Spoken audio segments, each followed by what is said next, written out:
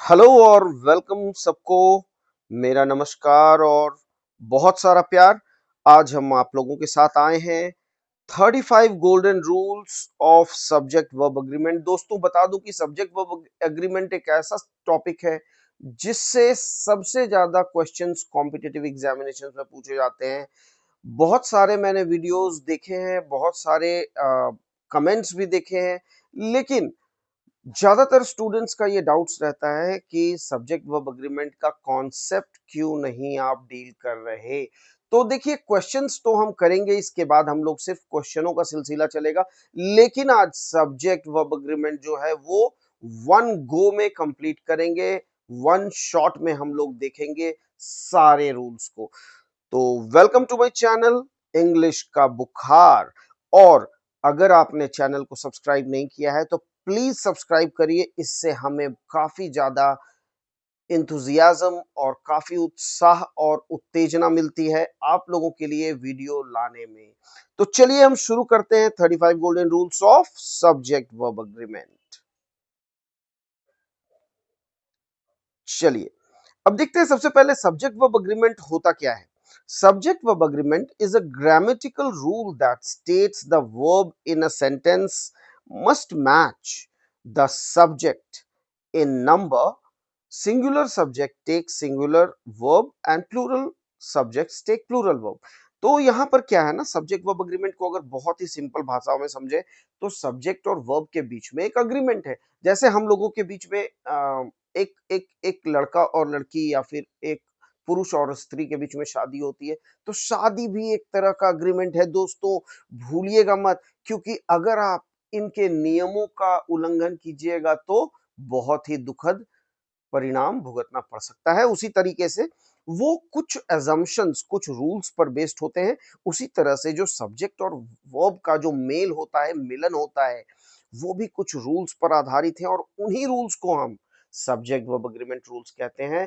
और याद रखिए, एक सिंगुलर सब्जेक्ट जो है वो हमेशा एक सिंगुलर वर्ब लेगा और जो प्लूरल प्लूरल सब्जेक्ट है वो लेगा प्लूरल वर्ब।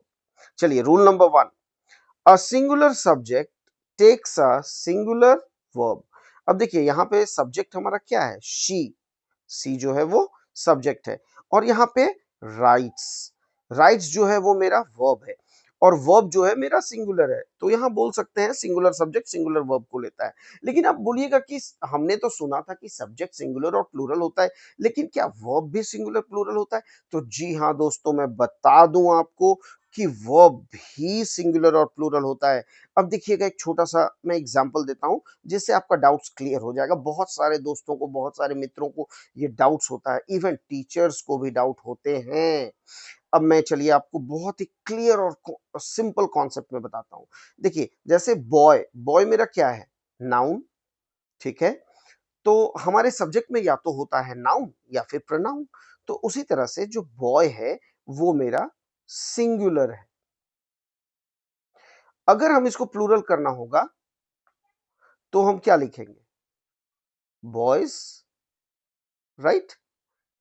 मतलब अगर हमें सिंगुलर से प्लूरल करना होगा तो हम एस या ईएस ऐड करते हैं, ठीक है, सब्जेक्ट में। लेकिन वर्ब के साथ उल्टा है, जो वर्ब मेरा है वो पहले से प्लूरल होता है और अगर हम इसमें एस या ईएस जोड़ेंगे तो वो हो जाएगा सिंगुलर। आई होप आपको समझ में आ गया होगा। सिर्फ ये ट्रिक को याद रखिएगा, आपको कभी परेशानी नहीं होगी सब्जेक्ट वर्ब एग्रीमेंट में। अब चलिए रूल्स को आगे देखते हैं। अब देखिए जैसे मैंने अभी डिस्कस किया, शी एक सिंगुलर सब्जेक्ट है और यहाँ पे राइट्स एस लगा हुआ है, राइट में एस लगा हुआ है, मतलब V5 फॉर्म है। तो राइट्स जो है वो वर्ब है और एस या ईएस लगने पे वर्ब सिंगुलर हो जाता है। तो singular subject singular verb. I hope you have understood. चलिए अब आते हैं नेक्स्ट रूल में। A plural subject takes plural verb. तो देखिए प्लूरल दे, थर्ड पर्सन प्लूरल नंबर, और राइट, राइट, राइट जो है वो वर्ब है। ये सब्जेक्ट मेरा, ये वर्ब, और वर्ब ओरिजिनली प्लूरल होते हैं, पहले से ही प्लूरल होते हैं और एस और ईएस लगाते हैं तब वो सिंगुलर बन जाते हैं। तो चलिए प्लूरल सब्जेक्ट प्लूरल वर्ब को लेता है। आइए अगले रूल में, when two singular nouns are joined by and, use plural verb. जब दो singular noun and के माध्यम से जुड़े होते हैं तो जो हमारा verb होगा वो प्लूरल होगा। क्यों ऐसा होता है? ऐसा क्यों होता है? चलिए देखते हैं। देखिए ये जो सिंगुलर सब्जेक्ट है और सिंगुलर वर्ब है, अब सिंगुलर सब्जेक्ट और सिंगुलर वर्ब एक और एक मिलके दो हो गए ना, तो मोर देन वन को ही तो प्लूरल कहते हैं दोस्तों। तो इसीलिए ये रूल याद रखना बहुत ही आसान है। अब चलिए, if two singular nouns are joined by or nor, और या फिर नॉर से ज्वाइन हो तो यूज अ सिंगुलर वर्ब। तो ये सिंगुलर वर्ब यूज करता है। अब देखिए, ईदर द टीचर सब्जेक्ट है और द स्टूडेंट भी मेरा सब्जेक्ट है। तो यहां पे दो सिंगुलर सब्जेक्ट, टीचर भी मेरा सिंगुलर सब्जेक्ट है और ये स्टूडेंट भी सिंगुलर सब्जेक्ट है। ठीक है, दोनों और से जुड़े हुए हैं तो इसलिए हमारा जो वर्ब है वो हो गया singular, singular verb is.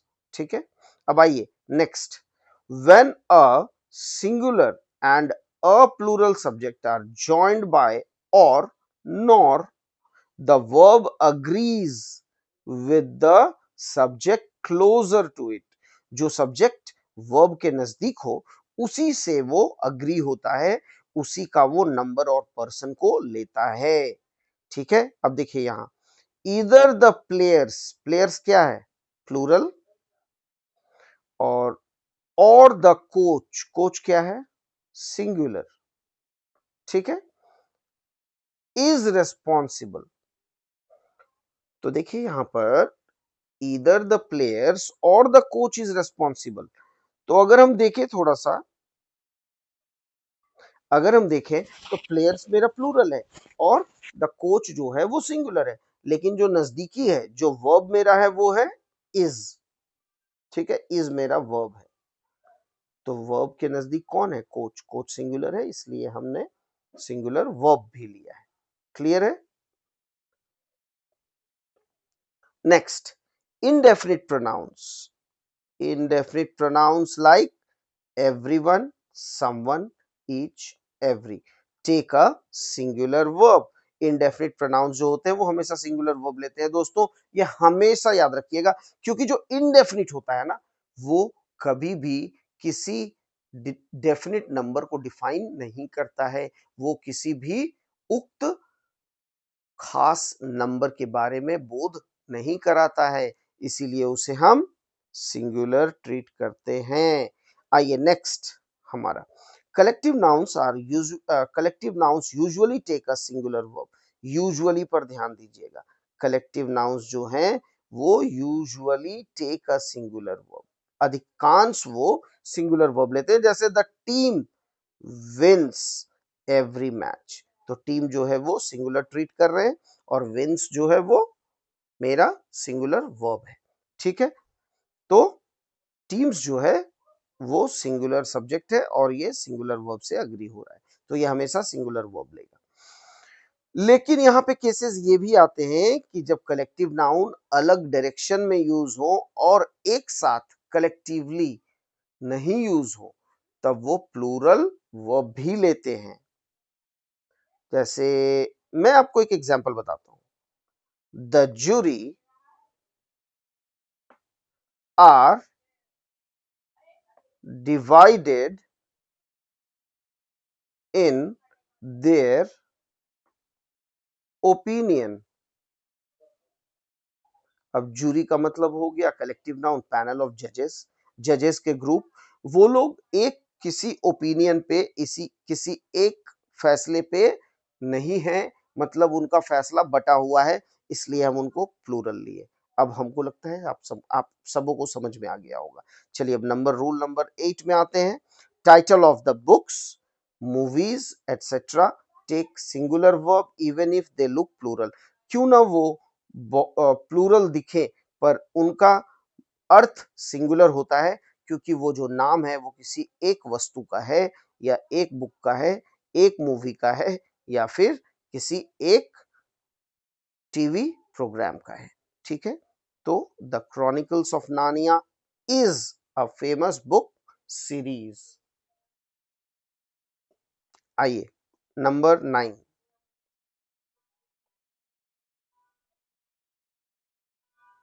subject separates or subject separated by expressions like, as well as, along with, in addition to, take a singular verb in the main subject if the main subject is singular।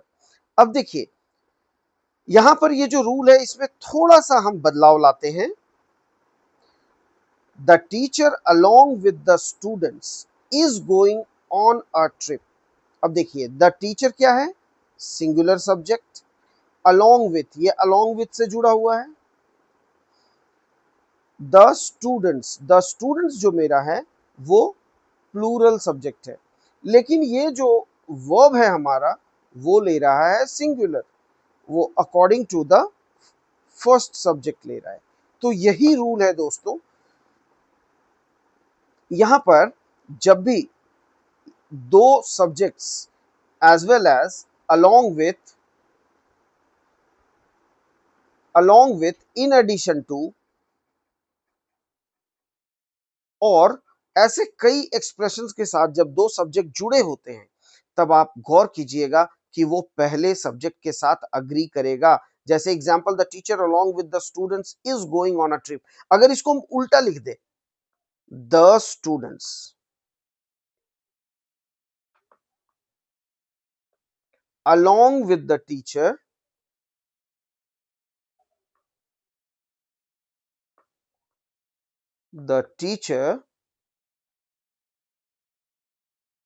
तो यहां पर हो जाएगा are, क्योंकि ये हमेशा first subject से agree करता है। Are going on a trip. ठीक है, चलिए इसको अपडेट कर लीजिएगा ये रूल को। अब आते हैं नंबर 10 में, with quantities the verb agrees with the actual subject. जब क्वांटिटीज का बात हो, क्वांटिटीज का मतलब, क्वांटिटीज का मतलब, बहुत बढ़िया अनन्या, ये क्वांटिटीज का मतलब है जो जिसको हम गिन नहीं सकते हैं, अनकाउंटेबल, अनकाउंटेबल, जैसे पानी, सोना, सॉल्ट, सुगर, सैंड एटसेट्रा। तो इसमें क्या होता है ना, इसमें हम नंबर्स लगाते हैं, ये एडजेक्टिव है, numeral adjective, $5 is not enough, लेकिन ये काउंटेबल नहीं होता है। तो देखते हैं, जब $5 लग जाएगा फिर भी ये सिंगुलर ही रहेगा। अब आते हैं rule number 11, when the subject is a clause or a gerund use a singular verb. अब देखते हैं कि जब हमारा सब्जेक्ट क्लॉज होगा या फिर जेरंड होगा, तो ये हमारा जेरंड का एग्जाम्पल है और ये हमारा क्लॉज का एग्जाम्पल है। तो what she said was surprising, तो यहां सिंगुलर वर्ब लगा है, ये हमेशा सिंगुलर वर्ब लेंगे। क्यों ऐसा होता है? क्योंकि जो जेरंड है, जेरंड एक ऐसा वर्ब है जिसको हम नाउन की तरह यूज करते हैं, इसीलिए ये हमारा सिंगुलर रहता है। अब देखेंगे क्लॉज, क्लॉज जो है वो किसी एक ही कॉन्सेप्ट को डील करता है, वो किसी एक आइडिया या सिद्धांत को बतलाता है, इसलिए इसको भी हम सिंगुलर ही ट्रीट करते हैं। इसलिए आप वर्ब देखिएगा हेल्प्स, वो सिंगुलर है। मुझे लग रहा है कि मैं आपके डाउट्स को क्लियर कर पा रहा हूं। अब चलिए आगे बढ़ते हैं। Don't be misled by phrases between the subject and verb. The verb agrees with the main subject. जो भी phrases है उससे आपको कैरीड अवे नहीं होना है, क्योंकि जो हमारा वर्ब होता है वो हमेशा मेन सब्जेक्ट से ही अग्री करेगा, उसी के मुताबिक उसका नंबर और पर्सन होगा। The bouquet of roses smells lovely, यहाँ पे मेरा मेन वर्ब, मेन सब्जेक्ट क्या है? बुके, इसलिए बुके जो है वो सिंगुलर है, इसलिए हमारा वर्ब भी जो है वो सिंगुलर है।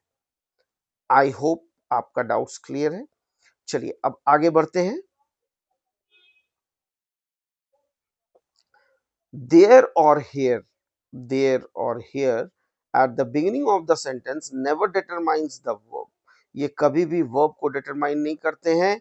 The subject comes after the verb, और subject जो है वो उसके बाद ही आते हैं, verb के बाद ही आते हैं।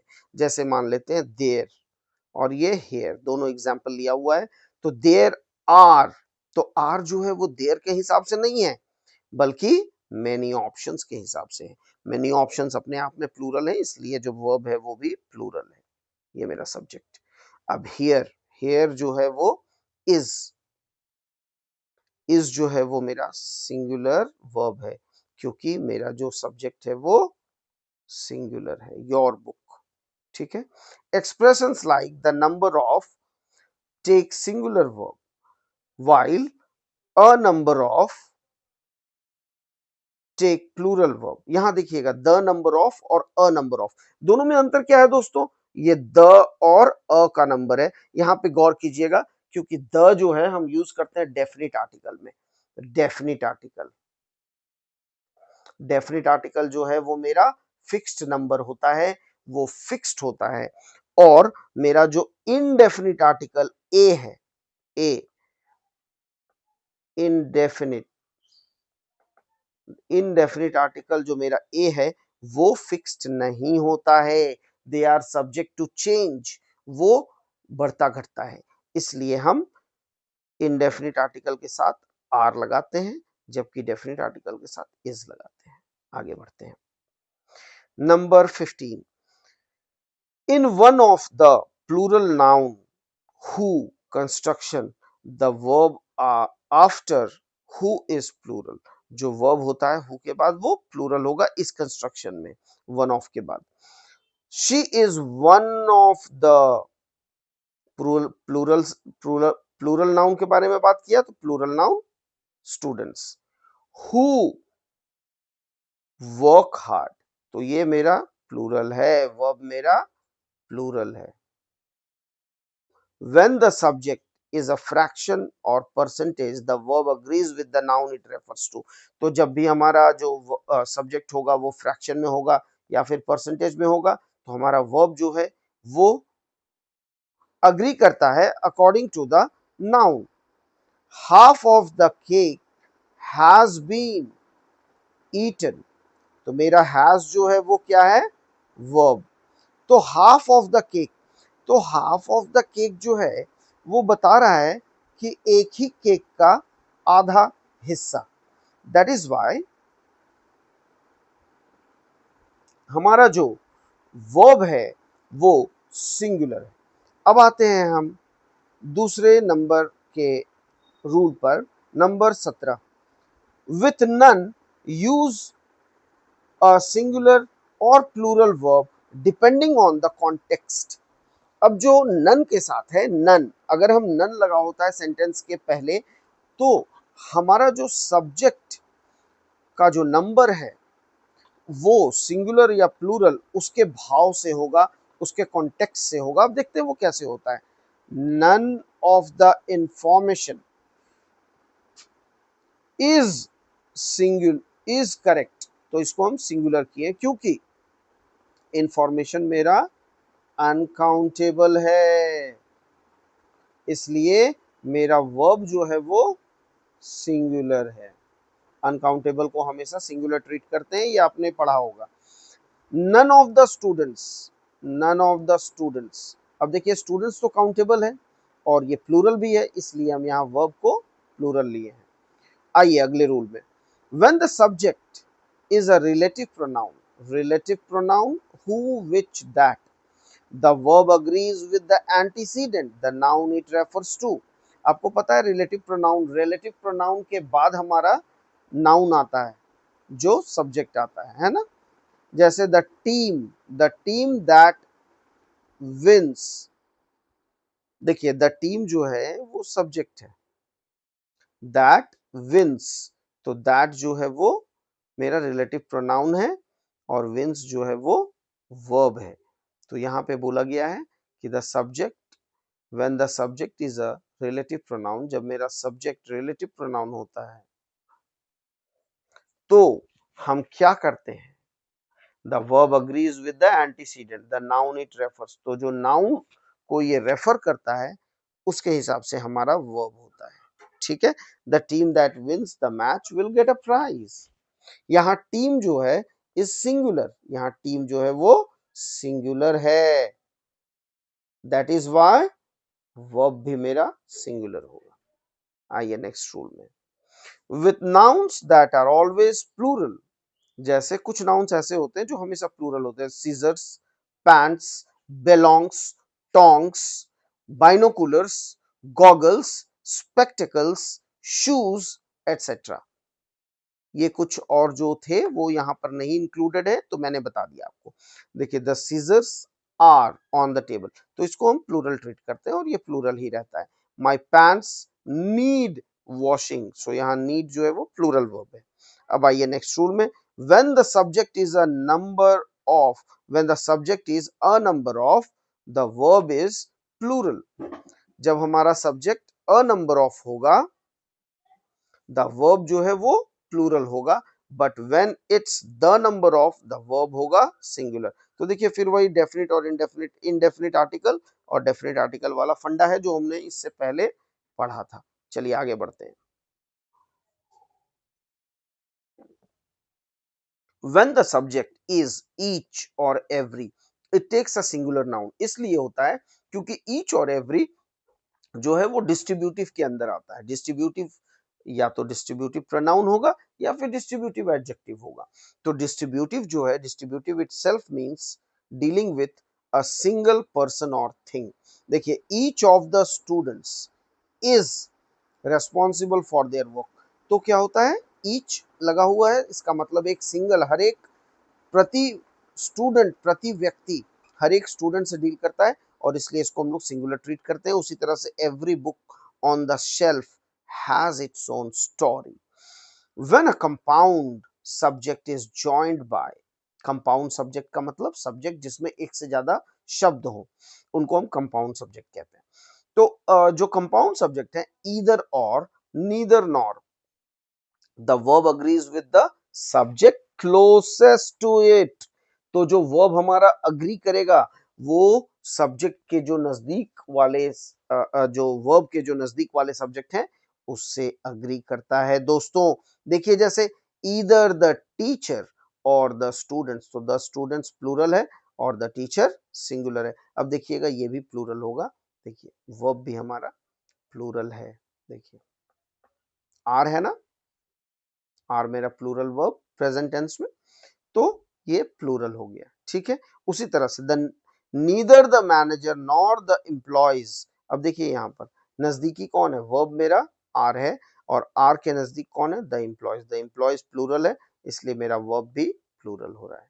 क्लियर है? आइए next rule, with a subject that includes a number of people or thing, the verb is plural. With the subject that includes a number of people or things, the verb is plural. जैसे 2/3 of cake have been eaten, तो जहां पे number of persons और things, जहां पे बहुत सारे number of persons और बहुत सारे नंबर ऑफ थिंग्स होंगे वहां पे जो वर्ब होगा वो प्लूरल होगा। यहाँ पे 2/3 of the cake, 2/3 of the cake का मतलब बहुत सारे सिंगल सिंगल केक थे, उसमें 2/3 केकों को खा गया और ये जो केक है मेरा काउंटेबल है और इसीलिए मेरा वर्ब जो है वो प्लूरल है। और the majority of students are voting for a change, तो the majority of students, students मेरा काउंटेबल है, साथ में प्लूरल है, प्लूरल नाउन है, इसलिए हमारा जो वर्ब है वो प्लूरल होगा। नेक्स्ट हमारा data. Data is usually treated as plural noun but in casual usage it can be treated as singular. जो कैजुअल यूसेज होता है मतलब इनफॉर्मल यूसेज में उसको हम सिंगुलर ट्रीट कर सकते हैं। जैसे देखिए plural example, the data are being analysed, data are क्यों लगाए हैं? क्योंकि यहाँ पे डेटा का मतलब है डिफरेंट टाइप्स ऑफ डेटा। यहाँ पे डेटा जो है वो अलग अलग तरह के डेटा, जैसे कभी कभी अनकाउंटेबल में भी एक अलग सा कॉन्सेप्ट होता है अभी मॉडर्न इंग्लिश ग्रामर के हिसाब से, जैसे waters, waters in the world are meeting at a point where the countries will meet। तो यहाँ पे वाटर्स हम क्यों कर रहे हैं जबकि वाटर जो है वो अनकाउंटेबल है? क्योंकि हम यहाँ पे अलग अलग water sources, water water bodies के बारे में बात कर रहे हैं, जैसे जैसे रिवर, पॉन्ड, सी, लेक, अलग अलग वाटर बॉडीज के बारे में बात करें जो एक पॉइंट पर मिल रहा है, राइट। अब यहाँ पे देखते हैं एग्जाम्पल, अब सिंगुलर ट्रीट करने का। जो इनफॉर्मल होता है, the data is being analysed, तो ये इनफॉर्मल होता है और इसलिए ये सिंगुलर ट्रीट किया जाता है। I am, when none is used with a plural noun it usually takes a plural verb. जब नन जो है एक प्लूरल नाउन के साथ जब यूज होता है तो हमारा वर्ब भी प्लूरल रहता है। और none of the cookies have been eaten, so none जो है वो प्लूरल नाउन कुकीज के साथ यूज हुआ है और इसलिए हमारा जो वर्ब है वो भी प्लूरल है। अब देखते हैं फ्यू और many, take a plural verb. Few of the students are interested in the topic. Many people are coming to the event. अब देखिए few जो है वो हमारा काउंटेबल नाउन, यहाँ पर few जो है, few, a few, the few, ये बिल्कुल ही अलग कॉन्सेप्ट है, इसको मिक्स मत कीजिएगा। तो यहाँ पर फ्यू जो है वो काउंटेबल से प्रतीत होता है, इसका मतलब होता है काउंटेबल नाउन्स। तो few of the students are interested, तो यहाँ पर आर जो है मेरा काउंटेबल नाउन को डील कर रहा है, इसलिए जो वर्ब है वो मेरा प्लूरल है। मेनी पीपल आर कमिंग, तो वर्ब भी मेरा प्लूरल है। आइए नेक्स्ट स्लाइड में आते हैं। Some can take either a singular or plural depending on the context। अब जो some है वो सिंगुलर भी ले सकता है और प्लूरल भी ले सकता है। आपको पता होगा दोस्तों ये some जो है वो बहुत ही इंटरेस्टिंग वर्ड है, क्योंकि some जो है वो काउंटेबल और अनकाउंटेबल दोनों के साथ इस्तेमाल होता है। हम लोग यहीं के रूल में देखेंगे। देखिए सम ऑफ द वाटर, वाटर क्या है मेरा अनकाउंटेबल और इसलिए इज लिया गया है। यहाँ पे जो वर्ब है मेरा इज वो सिंगुलर है। अब सम ऑफ द कुकीज, कुकीज जो है मेरा काउंटेबल है और जो वर्ब जो है मेरा, ये जो वर्ब है वो प्लूरल लिया गया है। अब आते हैं नेक्स्ट में, विथ अ पेयर ऑफ और a couple of the very usually, the verb usually agrees with the noun after the phrase. So a pair of shoes is on the floor। अब यहां देखते हैं a pair of shoes is on the floor। so यहाँ a pair of लग गया है और जब भी a pair of लग जाए जो प्लूरल नाउन्स हैं उसके साथ, तो वहां पे जो वर्ब होता है उसको हम सिंगुलर ट्रीट करते हैं। अब यहाँ देखते हैं a couple of cars. A couple of cars बिल्कुल अलग कॉन्सेप्ट है। अ कपल का मतलब एक से ज्यादा और यहाँ पे कार्स काउंटेबल और प्लूरल है, इसलिए हम यहाँ प्लूरल वर्ब लगा रहे हैं।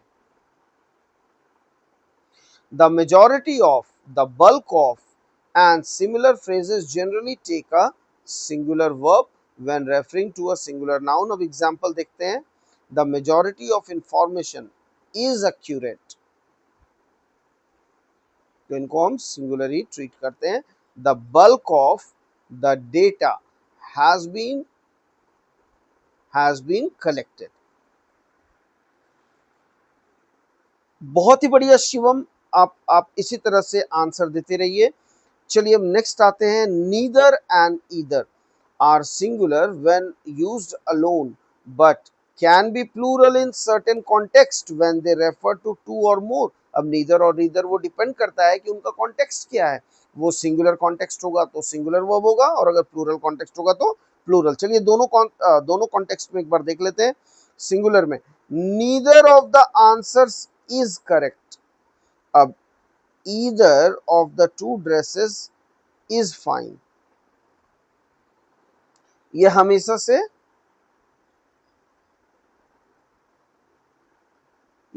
से यहां देख रहे हैं कि एग्जाम्पल में ये ट्रीट हो रहा है, वो सिंगुलर की तरह यूज हो रहा है। Neither of the answers is correct, either of the dresses is fine. चलिए आगे देखते हैं next rule.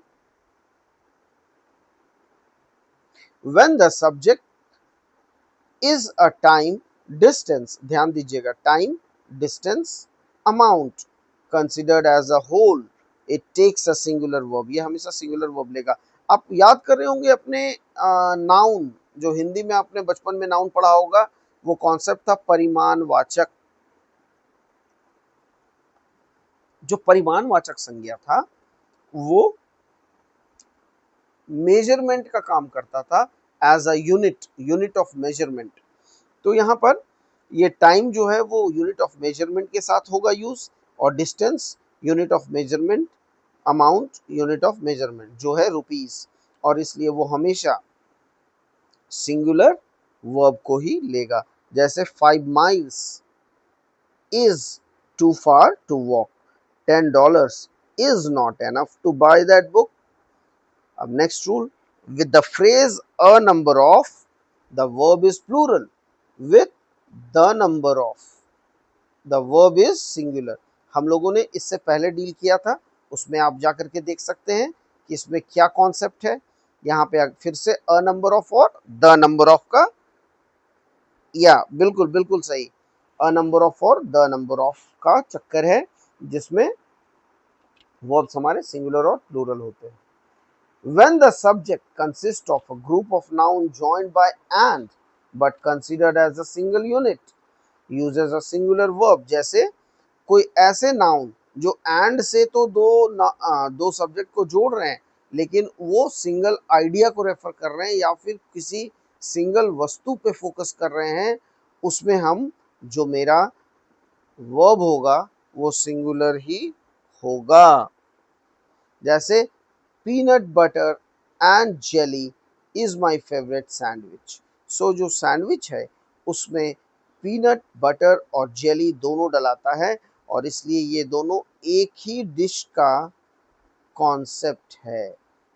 That is why the noun used is no no verb used is singular. Very good. चलिए अब नेक्स्ट आते हैं। When the subject is followed by of, the verb agrees with the noun before of। तो जो noun होता है वो of के पहले वाले, जो वर्ब होता है वो नाउन के पहले, ऑफ के पहले वाले नाउन से अग्री करता है।